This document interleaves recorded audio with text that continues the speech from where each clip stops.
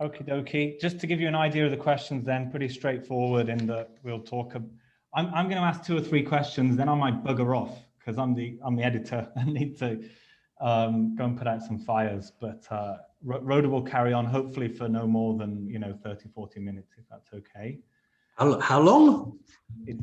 I said something like half Just say 30 to 40 minutes there. What are we talking about, Rhoda? Oh, well, certainly the judgment that came through in the last few hours that I sent to you, if you're feeling vindicated somewhat by that, I was going to put to you what are some of the arguments from the authorities here about the behavior of the protesters and how the police behaved, how they should have behaved perhaps. And I will ask about, the future reforms, what we saw in the 70s with the force here, and if it can be reclaimed, their reputation as Asia's finest. I was on the street a lot of the time last year, witnessing with my eyes what was going on. Rhoda's newer to the team, but in fact, no one survived last year. We have a complete staff turnover from getting tear gassed every day. And then, Rhoda's going to talk about your departure from the IPCC, parallels with other protests, etc. That's okay. Okay. Shall we kick off? Are we recording? Okay. Do you want to come in a bit, Rhoda, and introduce Mr. Stott? Welcome everyone to the latest Facebook interview. We have with us Professor Clifford Stott, who is an expert in group psychology and dynamics and crowd behaviour. He joins us from the UK and he currently serves as the director of the Keele Policing Academic Collaboration at Keele University. Professor Stott was a former member of the Police Watchdog's Foreign Expert Advisory Panel advising on a probe into alleged police misconduct during last year's 2019 Hong Kong protests. But he withdrew from the panel along with his 4 fellow experts before the official report was released in May, saying it lacked power. So earlier this week, Professor Stott published his own report on the role police behaviour played in the radicalisation of last year's pro-democracy movement.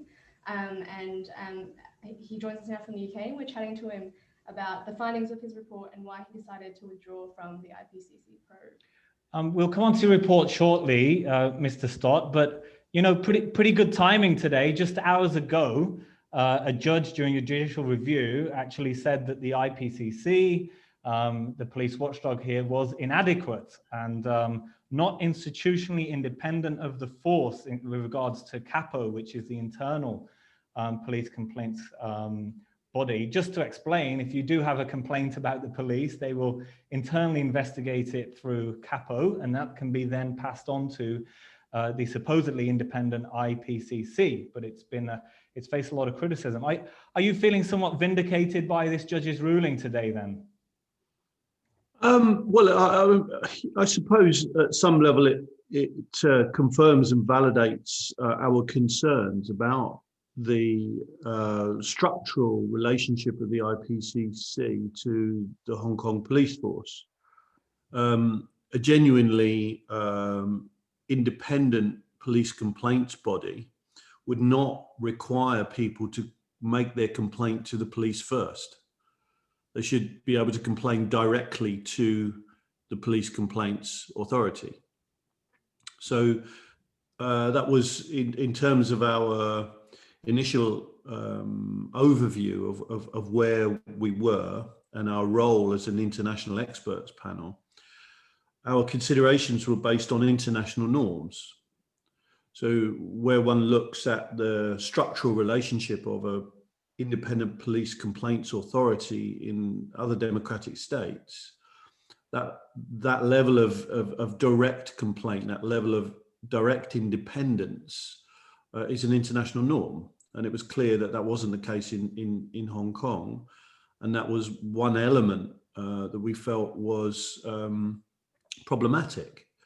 So, for example, we were aware that, or certainly I am aware that many people who felt grievances against their treatment by the police during the protests would not come forward to complain about that police activity, because if they did so, they would be arrested, because simply being present and claiming that you were present at that event was essentially a criminal offence.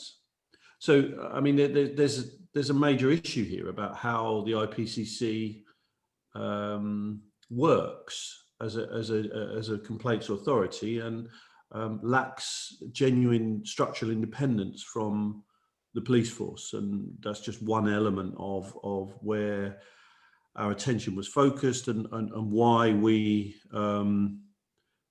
made the statement that we did about the need to increase the power of the IPCC to enable it to become genuinely independent and able to gather the necessary evidence that an independent body would need. So, if I may, the other issue here was also that the IPCC doesn't have the power, the legal power, to demand evidence from the Hong Kong police force.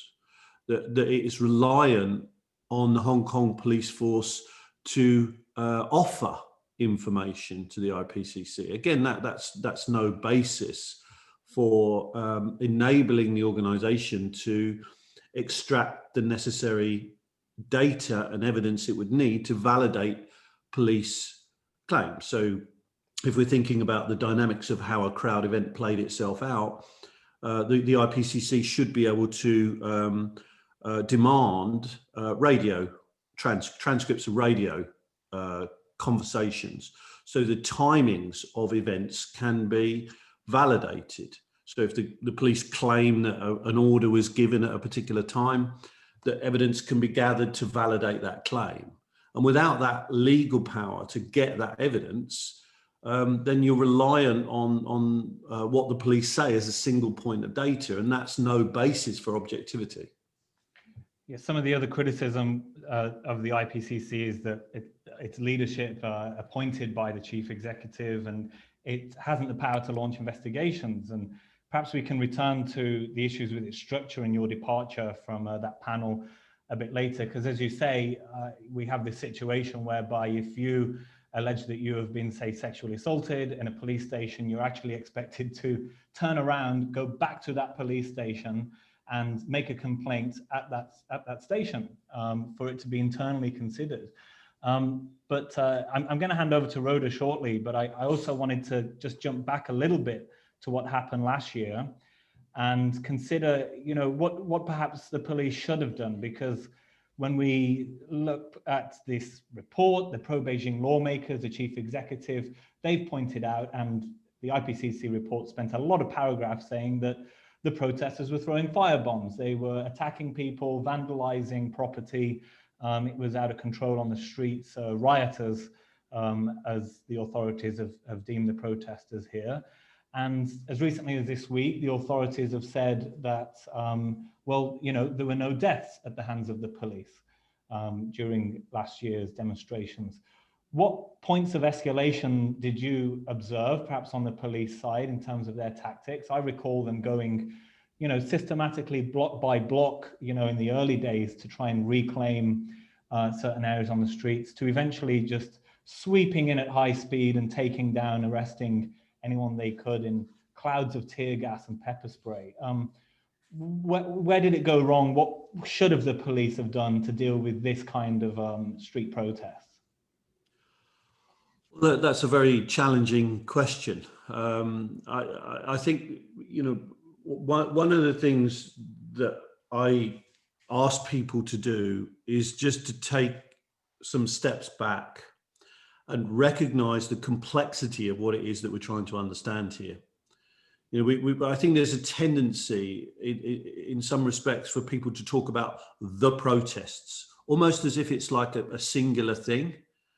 But we're talking about multiple events across extended periods of time involving hundreds of thousands of people, and they are incredibly complex.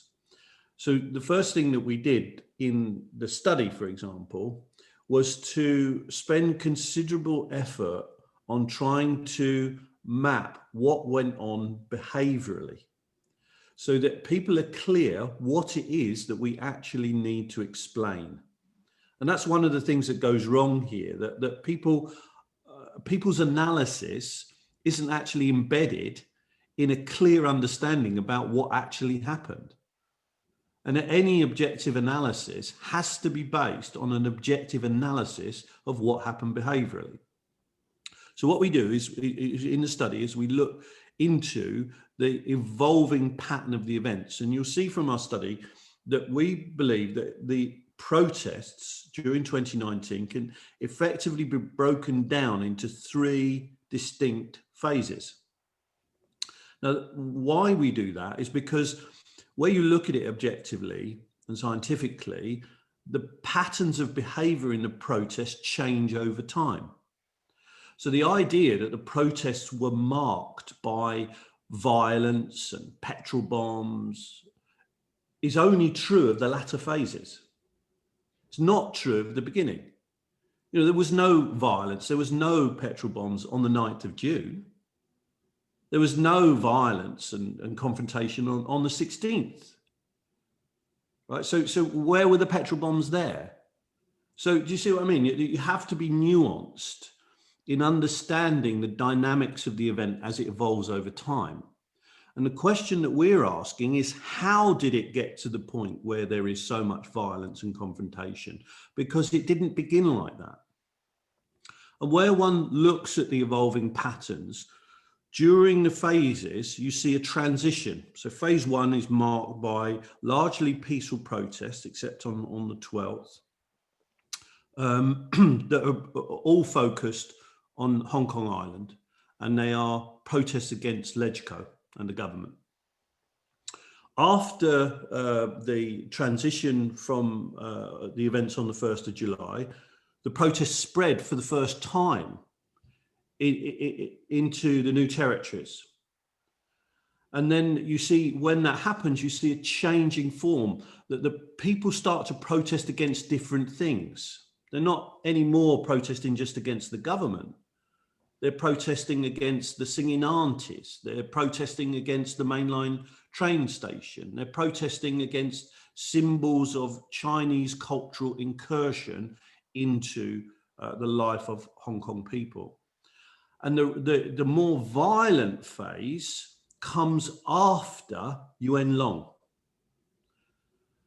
Now, when one looks at it behaviorally, then one is required to explain how it was that the pattern of the protest, where it took place, what it was against, changed. And where one tries to look at the changes, one sees patterns, that those changes are also linked to changes in how the police behaved. That on the 12th, the big change is that the police acted in a particularly aggressive way towards the crowd as a whole.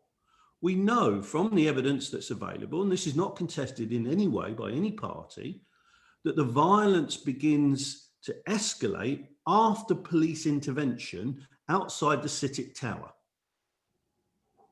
It's not contested, there it is. And then we also see that the transition into the protests in the new territories and so on occurs after the events on the 1st of July. And there's some very important questions that we need to ask here about police inaction on the 1st of July. Why was it that a group of people who begin to act confrontationally before dawn on that day to disrupt the flag-raising territory, the flag-raising ceremony, were then able to coalesce outside LegCo? Elements of that group began an attack on LegCo building, trying to smash windows at 1:30 in the afternoon. No police intervention there for hours. Why?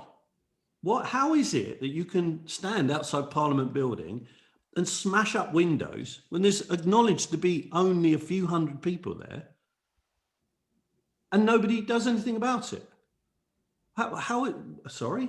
You can smash up a window in a parliament building and no police officer even approaches you.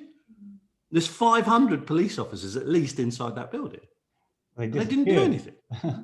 Right? No, they were there. They didn't disappear at that point. So then what you get is that you get a transition where people are influenced to come and support that more radical action, primarily because of events that have gone on earlier on the 12th and in relationship to government activity and so on. And that empowers this more radical action. Not only was it supported, it was also not acted against by the police. And this culminates then in an incursion into the building at 6:30. Right, so it's 5 hours that's been going on and the police have done nothing about it.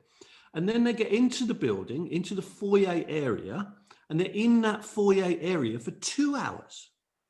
And behind a steel shutter, around about 750 police officers who are armed to the teeth in a narrow corridor. Nobody could have got through that group of police officers. Nobody. And indeed, what we hear from the protesters in that building is that they expected to be attacked by the police. They were prepared for that. But at that point, the police withdrew. Do you know why that was the case? Because this is that is the question that people should be asking. I mean, why? Why would you do that? Some have suggested it's because they kind of wanted the protesters to. Well, yeah. I mean, I suppose when you lose look public at it, support, it could be right. One could assume that there was a deliberate decision based on the idea that somehow that coordinated withdrawal of armed police, a large unit of riot-trained officers withdrawing at that point would have some kind of political effect. It could be. It could be the case. The other conclusion one can draw is that it is completely inept policing. It's either or, in my view, right? Now, having decades of experience of working in this context, I am a great believer in cock-up versus conspiracy, right? The assumption that somehow these police officers are so sophisticated as political actors that they can work in a way to predict what's going to happen politically from a tactical decision on the ground, I think is stretching credibility too far. I think we have to settle on the idea that the police were really actually making very poor decisions indeed. And when one looks at the evidence across the whole sequence of events, you can see some really, really poor decision-making. It was very poor decision-making on the 12th. There was no, I don't believe the evidence is there to sustain the idea that the tactical intervention with the use of tear gas on the 12th was again conspiratorial. It was a frontline decision. And what you see from those frontline commanders is that 2 of them make decisions independently that lead them to fire tear gas into different but closely interrelated areas. And then you get units charging into those areas, not because they were coordinated, but because they lacked coordination. And the end result of that is that they created what was in effect a pincer movement that trapped people outside Citic Tower. I don't believe that was deliberate. It was just different units acting on the basis of a broader tactical maneuver to disperse the crowd from that area. And it had unintended consequences.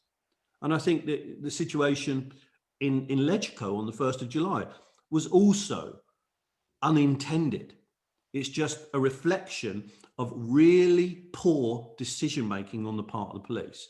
And I think the conclusion that one should draw is actually that the public order commanders were very bad at their job. That's basically what's going on here. The idea that there's this sort of conspiracy really, I think, gives them far too much credit. They're not good enough to achieve that. This is actually just really bad policing. It's ill-informed.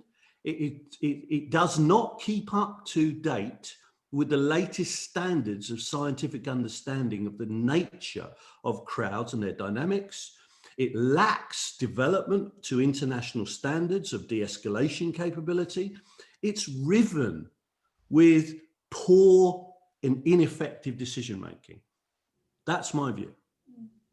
But anyway, sorry, we got sidetracked there. We were talking about the phases. So, you get this phased evolution and development that comes as a consequences of these poor and ineffective decisions on the part of the police that have the unintended consequence of empowering a more radical form of protesting that evolves and develops over time. So our argument about, well, why did it spread into the new territories is partly a strategic thing, is that the use of force by the police meant that where people were protesting in their local neighborhoods, they're more familiar with those local neighborhoods.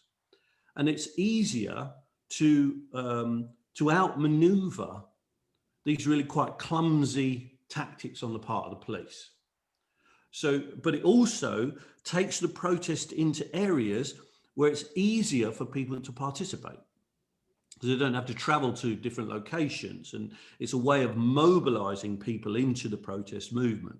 So there's this complex set of factors that interrelate with one another over time, where the beginning of the protest, which begin largely peacefully, evolve over time as a function of multiple events and multiple interactions to culminate in an outcome which is far more violent and confrontational.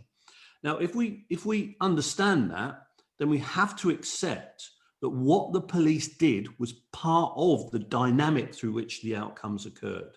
And to try to extract the police and somehow say, well, the police had nothing to do with that, it's just unsustainable. Evidentially, theoretically, it just is not what happened. Right. So harking back to what you called extremely poor decision-making on the part of the Hong Kong police, you've criticised the IPCC report that was released in May, which largely found there was no police misconduct. What do you hope to come out of this new report that you published this week? What do I hope comes out of the report? I mean, it's a difficult question for me to answer, because in effect, for me, the paper is an end in itself. My job as a crowd scientist and an academic is to produce scientific analysis of protests and to develop understanding internationally of the dynamics through which such protests come about and their relationship to particular strategic and tactical approaches by the police. So for me, what did I hope to come out of it? Well, the paper. That's why I hope to come out of it. Right. There's this assumption that I'm trying to do something politically. That's not my motivation. My motivation is to produce good science. Right. Obviously, my science has political implications, and I can't avoid that. I have a political view of what's going on in Hong Kong. I have a personal opinion about that, but that is not reflected in my science. My science is my science, and I do science. So that's what I am seeking to achieve here.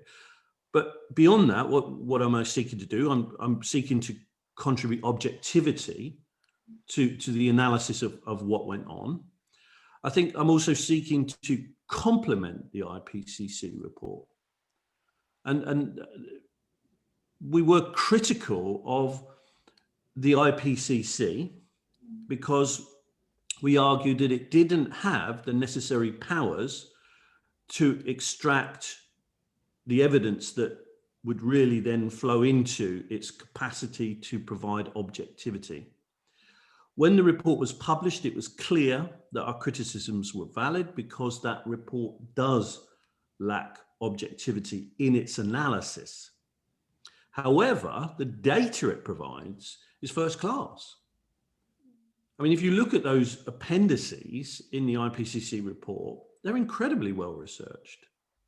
the data in the IPCC, we draw on that heavily in this study, because their chronology of how the events developed is really quite accurate from our point of view. We've looked at the data, we've cross-referenced it with our own, and there is a solid empirical underpinning of that IPCC report. However, the interpretation of that data, I think, is highly problematic. And where there are problems with the IPCC report is that there is a systematic absence of a particular kind of data, and that is data from protesters, about protesters' psychology. And our study seeks to complement that by providing an analysis of protesters' behavior and psychology.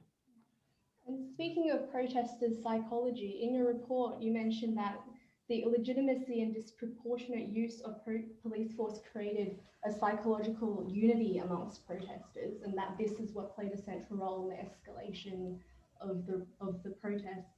How do you think the newly passed national security law has impacted this psychological unity?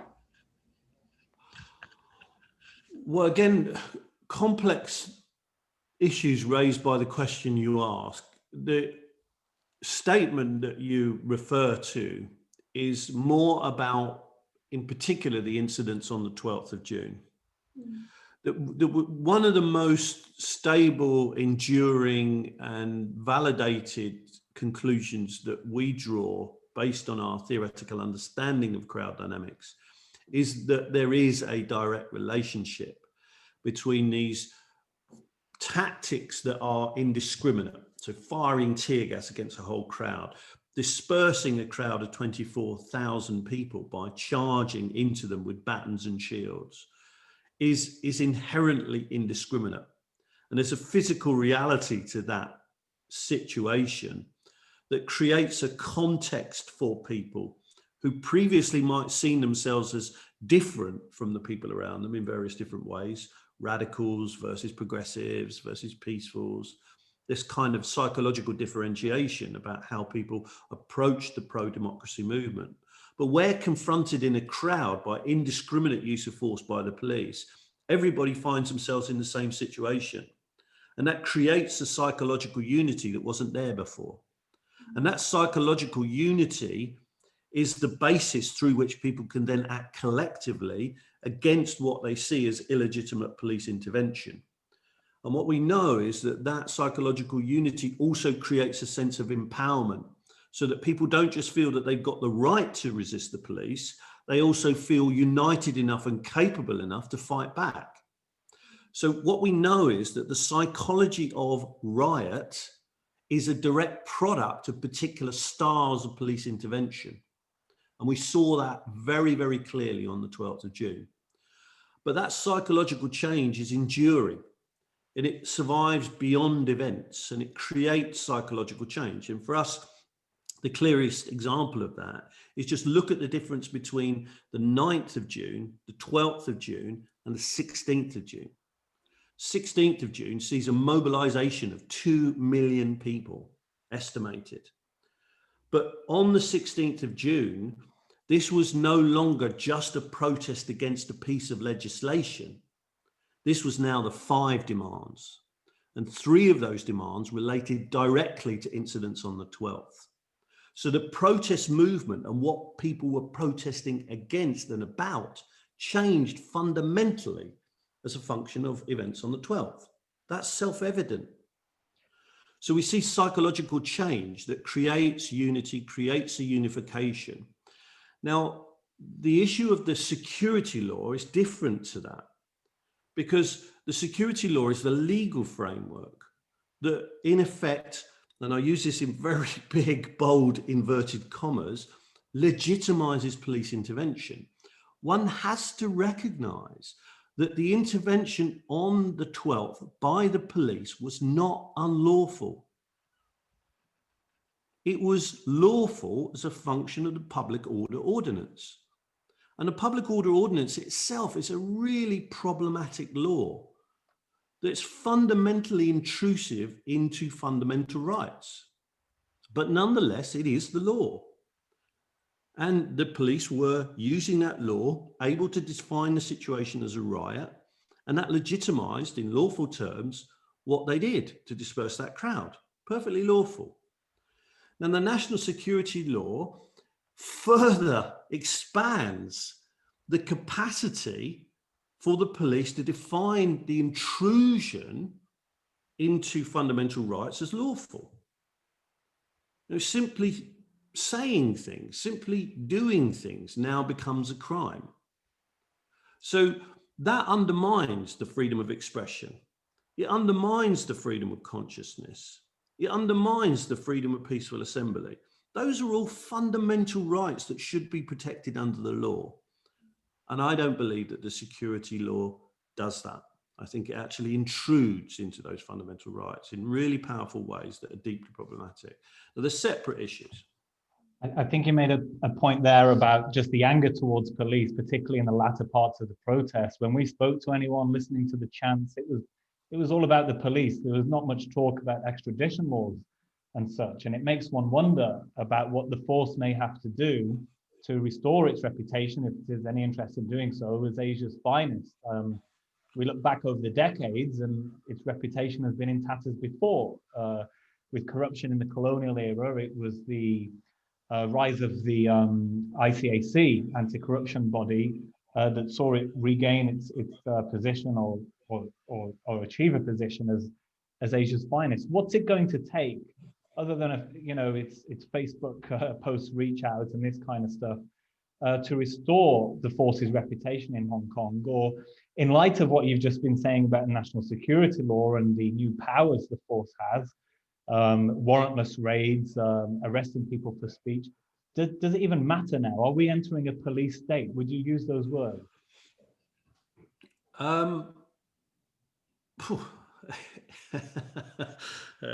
You're asking obviously very, very powerful questions, right?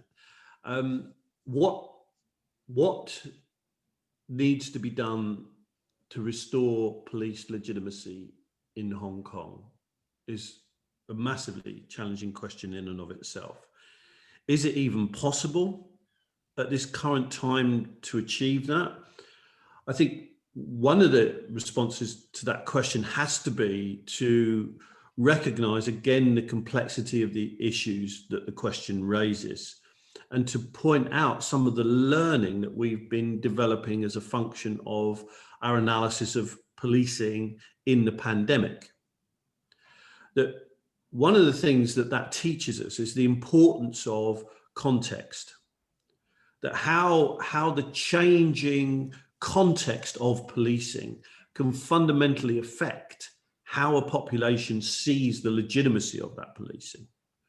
So in the UK, for example, where we see the emergence of the virus, we also see corresponding legislation and laws that significantly increase the power of the police to prevent activity that in any other situation would have been seen as a fundamental right. You can't go out of your house more than once a day. And if you do, you can be arrested and fined. That's a massive intrusion in the UK context, yet people understood it as legitimate. But it's a temporary one. I mean, here... Well, yes, but it shows you that as the context changes, that context shapes and redefines how a population sees the legitimacy of policing. So what that tells us is that you can't address the legitimacy of policing independent of the context. So one is required in the Hong Kong context to talk about and understand the changing structural context of Hong Kong. One can't ignore that Hong Kong is on a journey. It was in 1997 set out as a 50-year journey. And you halfway through it. But it's a journey that's going in one direction. And I don't understand why people are confused by that. And that one directional journey has particular milestones on it. And as far as I can see, one of the milestones was called Article 23 of the Basic Law. Right? And the new security law is Article 23. The only difference is it's been imposed by Beijing rather than enacted by LegCo. But it was a milestone on a journey that Hong Kong is on to its reintegration proper into China. So are you saying, I mean, is it possible to have credibility restored with the police force if they have all of these new powers and they're being redefined in their place in this new sort of authoritarian atmosphere? Well, look across to China. I mean, are we saying that in China, the Chinese population don't see the police as legitimate? Well, would suggest that that's rather inaccurate.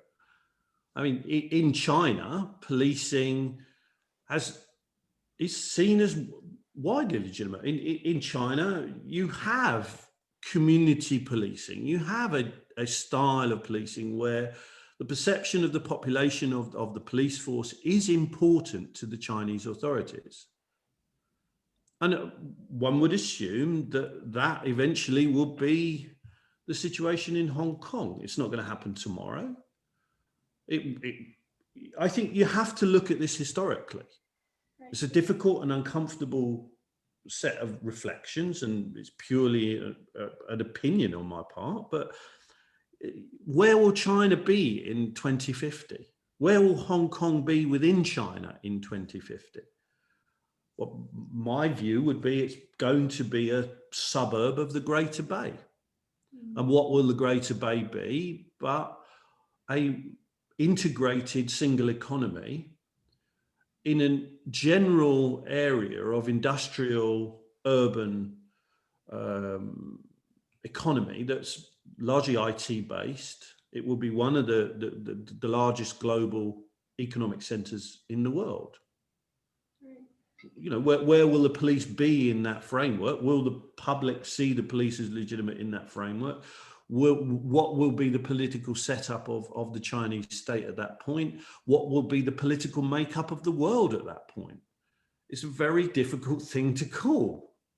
But, you know, you're on a journey. We're all on a journey. And this journey isn't an easy one to go on. We've got to go through, again, you know, getting deeply philosophical here, and I would argue equally deeply pessimistic. We've got to decarbonize the economy by 2050.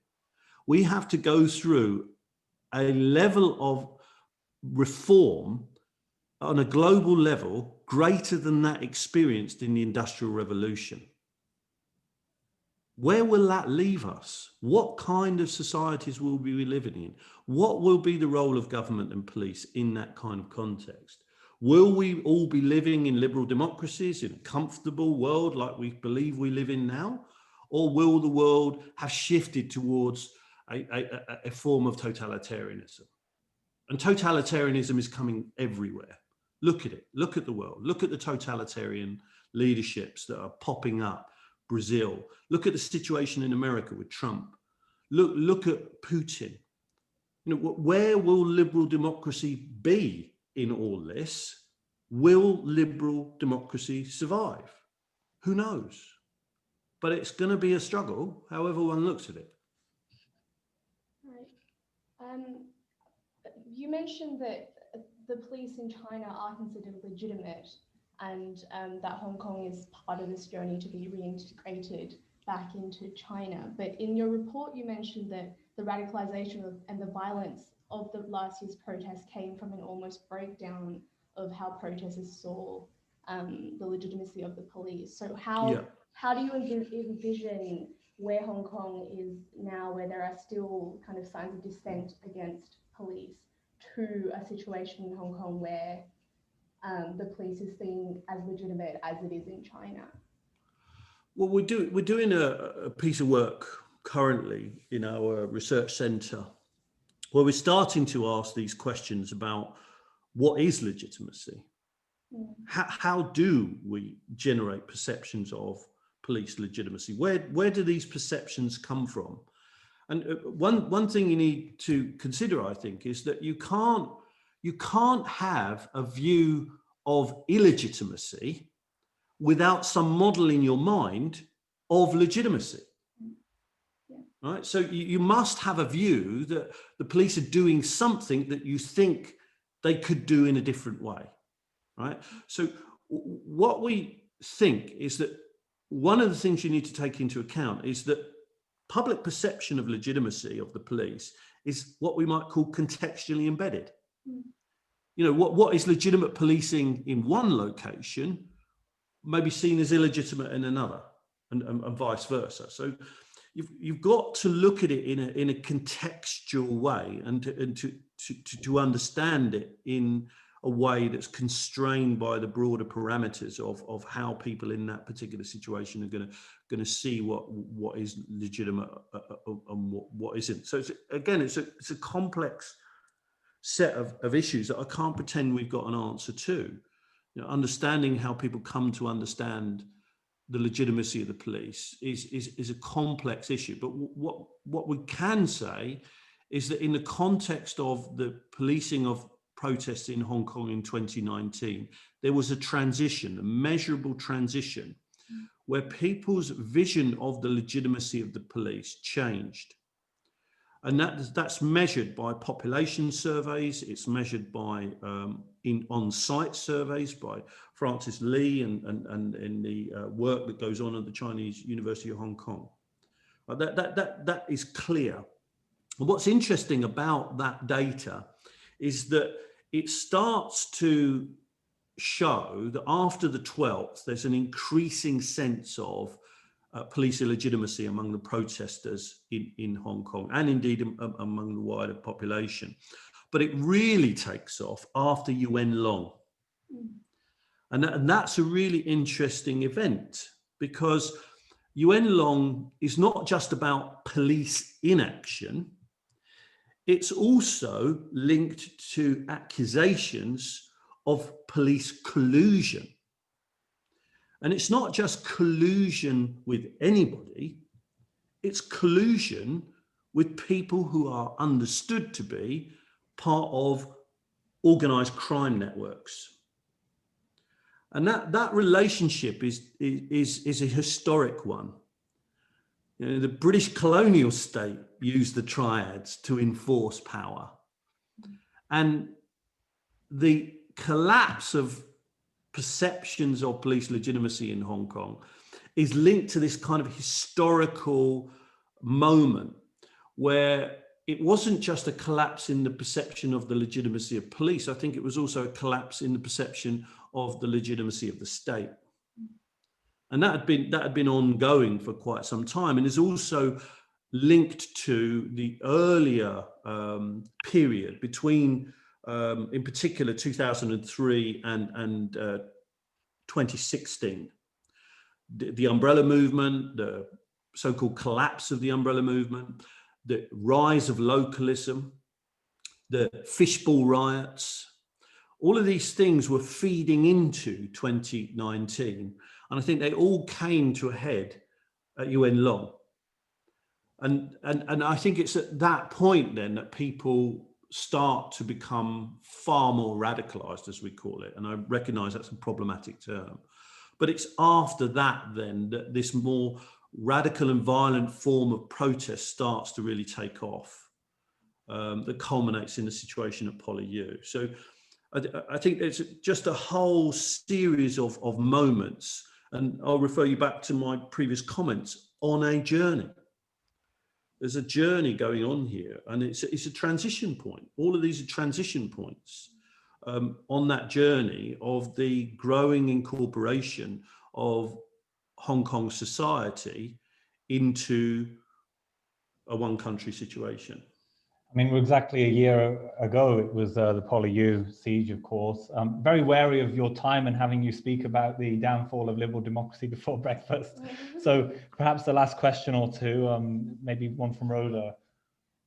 Yeah, maybe just concentrating on the actual research you did that went into the report, you can tell like dozens of interviews with protesters that were very much involved in the front lines.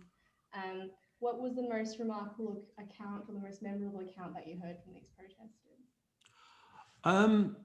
Well, just to add a little bit of clarity there, I mean, we only interviewed 17 people, but they were not so-called frontliners.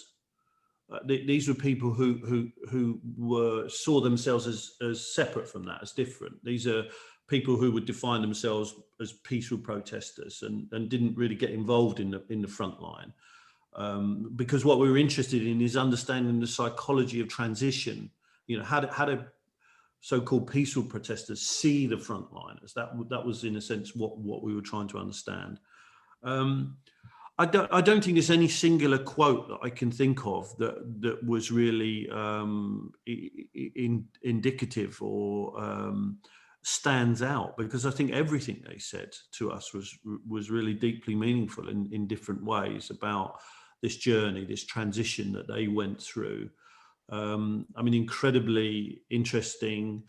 I think, to be honest, we interviewed one guy who was part of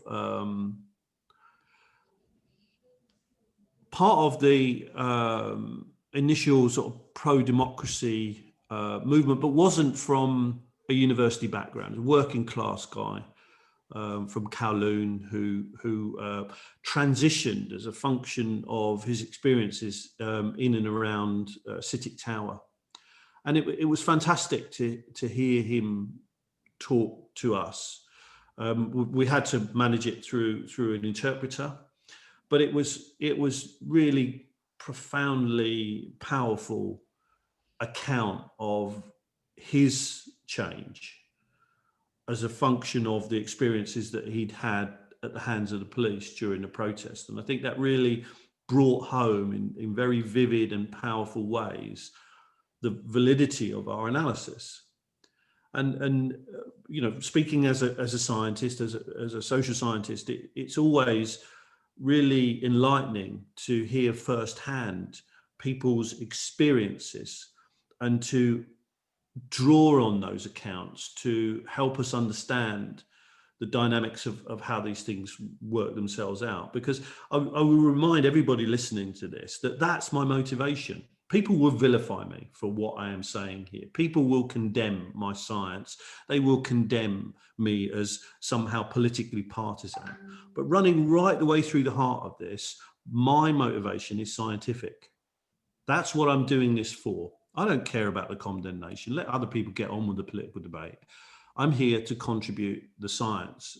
And there is, for me, something deeply meaningful about hearing this science play itself out in the lives of people's minds. Well, Chief Executive Carrie Lamb said the IPCC report was fair and balanced, comprehensive, fact-based and weighty. I'm sure maybe by the end of the day, we might see a response, maybe a strongly condemn, resolutely condemn for your report. We'll see. Thank you so much for joining us. Very super interesting and comprehensive. I appreciate the nuance and detail you've given us today. What's next for you? Who knows? We're living in lockdown in the UK, basically. So I'm just keeping my fingers crossed there's some light at the end of the tunnel. As I say, in terms of the work that we're doing, we're doing lots of work around policing the pandemic. We're developing work on responses to mass emergency. We're developing some really interesting work on policing in the context of policing protest in the context of pandemic. So our mission here is really just to continue the work that we do and to bring profile to the work that we do so that we can live out our mission of doing academic work that has relevance and significance in helping us to meet the challenges that we face as a society moving forward. And there is no doubt that security, policing, public order, the rights to assemble and express are actually really, really fundamental to that project. And we hope that we can keep our research alive and keep making these meaningful contributions to issues that matter to people so powerfully. I'm sure you'll be keeping an eye on Hong Kong as well, and we'll keep an eye on reactions to your report, and we'll do a write-up of our broadcast today. Clifford Stott, thank you very much for joining us. It's a pleasure, and thanks for the article on the report. Thanks a lot. Bye for now. Bye-bye.